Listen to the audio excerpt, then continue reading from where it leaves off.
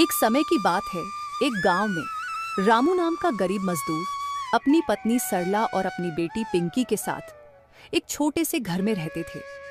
रामू बहुत गरीब था। वह जमींदार के खेतों में काम करके अपने परिवार का पालन पोषण करता था और अब रामू और उसके परिवार के लिए बुरा वक्त शुरू होने वाला था, क्योंकि अब सर्दियां आ चुकी थी और साथ में बरसात भी शुरू होने वाली थी और रामू के पास सर्दी और बारिश से बचने के लिए कोई साधन नहीं था और रामू का घर भी टूटा फूटा था, जिसके कारण रामू की पत्नी रामू से, सुनिए जी, ठंड तो आ गई है और बारिश भी आने वाली है। इस ठंड ने तो परेशान कर रखा था, ऊपर से ये बारिश आएगी और हमारे घर की छत भी टूटी हुई है। हमारा तो जीना ही हराम हो गया है। आप कुछ करिए जी। हाँ भाग्यवान, बोल तो तुम सही रही हो, मैं कुछ करता हूँ।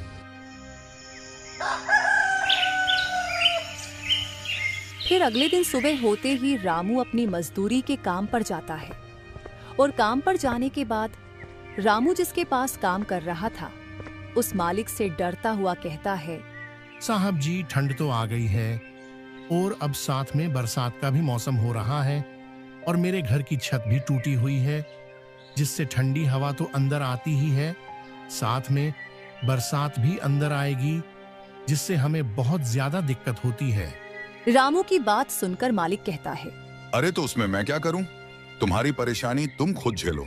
मालिक, आप थोड़े से पैसे उधार दे देते तो मैं अपने घर की मरम्मत करवा लेता, साथ में ठंड और बरसात से बचने के लिए गर्म कपड़े ले आता। अरे अभी तो तूने उतना काम भी नहीं किया है जो मैं तुझे उधार दे सकूं। जितना तुमने काम किया था उसके पैसे तुम्हें मैं दे चुका हूं और अभी मेरे पास पैसे नहीं हैं। तुम बाद में कभी ले जाना। मालिक, ऐसा मत करो, आप मुझे कुछ पैसे उधार दे दो, मेरी तरफ ना सही, लेकिन मेरी बेटी की तरफ तो सोचो। मेरी एक छोटी बच्ची है, उसका क्या होगा मालिक? मैं और मेरी पत्नी तो ठंड सह लेंगे, पर मेरी बेटी नहीं सह पाएगी। कुछ तो दया करिए मालिक। रामू की लाख मिन्नतें करने पर भी मालिक उसे पैसे नहीं देता है और बेचारा रामू उदास हो जाता है और काम पर लग जाता है और फिर शाम को घर लौटता है। रामू के घर आते ही उसकी पत्नी सरला उससे पूछती है कि क्या आप मालिक से पैसे ले आए जी? नहीं भाग्यवान, मालिक ने पैसे देने से मना कर दिया। जिसके बाद सरला भी अब परेशान हो जाती है। दोनों ही इस बात को लेकर काफी परेशान हो गई कि अब सर्दियों में उनका गुजारा कैसे होगा। अब रामू सरला से कहता है कि अभी तक तो ज्यादा ठंड तो नहीं आई है, लेकिन बारिश का क्या भरोसा कब आ जाए, और छत भी टूटी है। अब तो आने वाले महीने की 1 तारीख को अपने मालिक से पैसे के लिए बोलूंगा और तब शायद मालिक मना ना करें। हाँ जी, ये सही रहेगा। आप 1 तारीख को पैसे मांग लेना। और फिर 2-4 दिन बीत जाने के बाद रामू अपने मालिक से कहता है, मालिक, अब तो पैसे दे दीजिए। अब बारिश भी शुरू हो गई है और अब हमें बहुत परेशानी होती है। ठंड और बारिश से बहुत परेशान है मालिक। रामू के इस बार पैसा मांगने पर भी मालिक फिर से कोई नया बहाना कर देता है और कहता है कि अभी मेरे पास पैसे नहीं हैं, तुम बाद में ले जाना। ऐसा मत करो मालिक, कुछ तो रहम करो, इस गरीब के बारे में कुछ तो सोचो।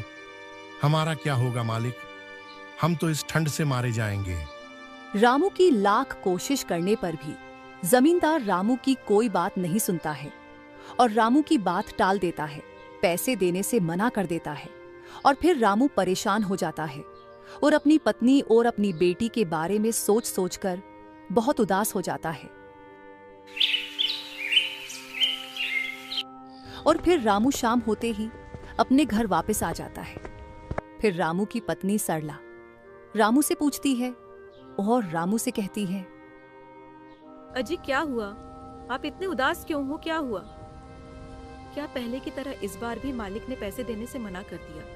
हाँ भाग्यवान, मालिक ने पैसे देने से मना कर दिया। मैंने बहुत कोशिश की थी, फिर भी मालिक ने पैसे नहीं दिए। अजी अब क्या होगा? ऐसे में हम तो भूखे मर जाएंगे और साथ में सर्दी भी हमें मार डालेगी। अब हमारे घर का गुजारा कैसे होगा? क्या करूं भाग्यवान, मुझे तो कुछ समझ नहीं आ रहा है। भगवान हमारी कैसी परीक्षा ले रहे हैं, पता नहीं इस बार क्या होगा। इसके बाद वह दोनों परेशान हो जाते हैं और ठंड से बचने का उपाय सोचने लगते हैं। और फिर थोड़ी देर बाद जैसे ही शाम होती है तो ठंड शुरू हो जाती है और उनका डर सही निकला। फिर रामू और उसकी पत्नी आग जलाकर आग से ठंड का बचारा करते हैं और फिर अचानक से बारिश आ जाती है और रामू के घर की छत टूटी हुई होने के कारण बारिश का पानी रामू के घर के अंदर आने लगता है। फिर यह देखकर रामू की पत्नी रामू से, अजी हमारा डर सही निकला, बारिश आ गई है और बारिश का पानी भी अंदर आ रहा है। अब क्या करें जी? हाँ भाग्यवान, बारिश तो आ गई है और बारिश का पानी भी घर के अंदर आ रहा है। अब क्या होगा? ठंड ने तो परेशान कर ही रखा था, अब ऊपर से ये बारिश और जान लेने पर तुली है। ऐसे ही वह दोनों ठंड और बारिश से जूझते हुए आग के पास खड़े रहते हैं और अपने गरीब होने पर खुद को कोसते रहते हैं। फिर थोड़ी देर बाद ठंड और बारिश न सहने के कारण रामू की बेटी पिंकी की हालत खराब हो जाती है और वह बीमार हो जाती है। और यह देखकर वह दोनों बहुत ज्यादा परेशान हो जाते हैं और रामू की पत्नी सरला रामू से कहती है, अजी देखिए, पिंकी को क्या हो गया है? मुझे लगता है कि ठंड न सहने के कारण पिंकी बीमार पड़ने लगी है। आप कुछ करिए जी, किसी से मदद मांगने जाइए। हाँ भाग्यवान, मैं किसी से मदद मांगने जाता हूँ, तब तक तुम पिंकी का ख्याल रखना। ये कहकर रामू घर से बाहर आ जाता है और बारिश में भीगता हुआ मोहन दादा के पास जाता है, क्योंकि मोहन दादा उस गांव के एक बुजुर्ग वेद थे। और रामू मोहन दादा के घर के पास पहुंच जाता है और मोहन दादा को आवाज देता है, मोहन दादा, ओ मोहन दादा, घर पर हो क्या? बाहर आइए, दादा मैं बहुत मुसीबत में हूँ। ऐसे ही वह कुछ देर आवाज देता है, लेकिन कोई भी बाहर नहीं आता है, क्योंकि उस दिन मोहन दादा किसी काम से बाहर गए थे।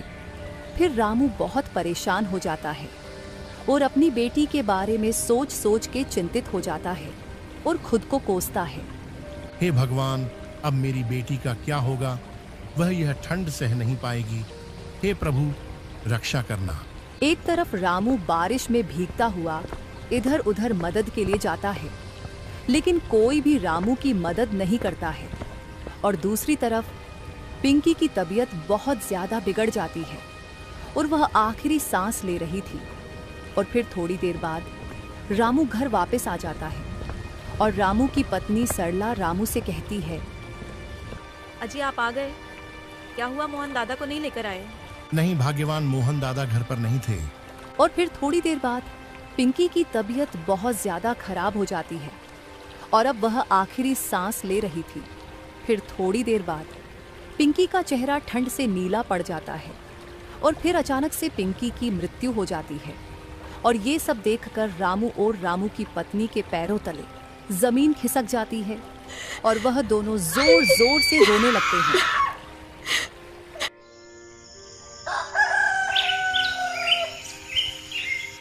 फिर अगले दिन सुबह होते ही यह खबर सुनकर पूरे गांव वाले उदास हो जाते हैं। अरे भैया, बेचारे रामू के साथ तो बहुत बुरा हुआ। हाँ भाई, यह तो बहुत बुरा काम हो गया। बेचारी की इकलौती संतान थी, वह भी ठंड से मारी गई। रात ज्यादा ठंड और साथ में बरसात भी हो रही थी, तो कैसे सहन कर पाते बेचारे। इस प्रकार गांव वाले आपस में बातचीत कर रहे थे और रामू की बेटी का शोक मना रहे थे। और एक बार फिर से मौसम की मार ने एक और परिवार को खत्म ही कर दिया। इस कहानी से हमें यह सीख मिलती है कि हमें गरीब हो या अमीर सभी की मदद करनी चाहिए और हमें पत्थर दिल नहीं बनना चाहिए, क्योंकि अगर रामू का मालिक अगर रामू को पैसे दे देता तो शायद रामू की बेटी पिंकी की जान बच भी जाती।